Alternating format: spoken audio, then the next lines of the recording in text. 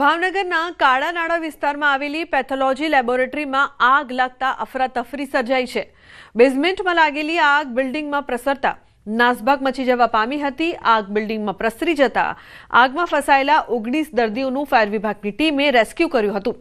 દર્દીઓને અન્ય હોસ્પિટલમાં સારવાર માટે ખસેડાયા હતા, જે બાદ 50થી વધુ કર્મચારીઓ આગ બુઝાવવાની કામગીરીમાં લાગ્યા હતા। ફાયરની ટીમે પાણીનો મારો ચલાવી આગ પર કાબુ મેળવ્યો હતો। કયા કારણોસર આગ લાગી તે અંગે તપાસ કરવામાં આવશે।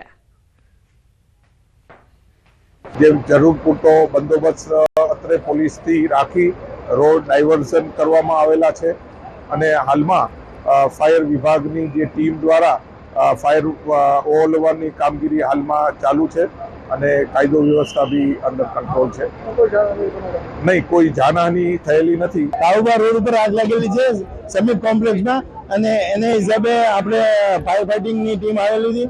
4 ટીમ આવી ગઈ છે અને ફાયર ફાઇટિંગ કરીને આગ બુઝાવી દીધેલ છે। G+3 હોસ્પિટલનું બિલ્ડિંગ હતું, એમાં કોઈ શોર્ટ સર્કિટ કયા કારણથી આગ લાગી છે પણ આપણે બધું કંટ્રોલમાં કરીને જેટલા લોકો હતા એને બધાને નકારી લેવામાં આવે છે। તો આમાં કોઈ રીતનું કોઈ જાનમાલનું નુકસાન કે એવું નથી। આપણે અત્યારે તંત્ર દ્વારા તમામ મદદ વ્યવસ્થા કરવામાં આવી છે। સમાચારમાં આગળ વાત કરીશું 4 પગનો આતંક।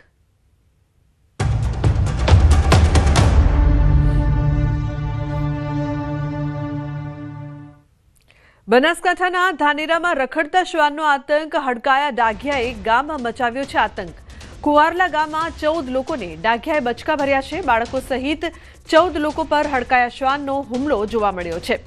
તો 3 વર્ષની બાળકીને સારવાર અર્થે અમદાવાદ ખસેડાઈ છે। શ્વાન હડકાયું થયું, ગામમાં ભારે ડરનો માહોલ જોવા મળી રહ્યો છે।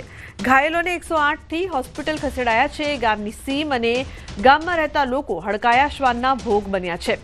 તો હડકાયા શ્વાનના કારણે આખી રાત જાગતા રહેવા લોકો મજબૂર બન્યા છે। ઊંઘી રહેલા લોકોના આંખ મોં પર બચકા ભર્યા। બનાવ બાદ મોડે આરોગ્ય તંત્ર સાબદું જાગ્યું। 24 કલાકની દોડધામ બાદ આખરે હડકાયા શ્વાનનું મોત થતા રાહતનો શ્વાસ। રસીકરણ ગામના શ્વાનોને અન્યત્ર ખસેડવાની માંગ કરવામાં આવી છે। તો હડકાયા શ્વાનના આતંકથી ગ્રામજનોમાં ડરનો માહોલ જોવા મળી રહ્યો છે।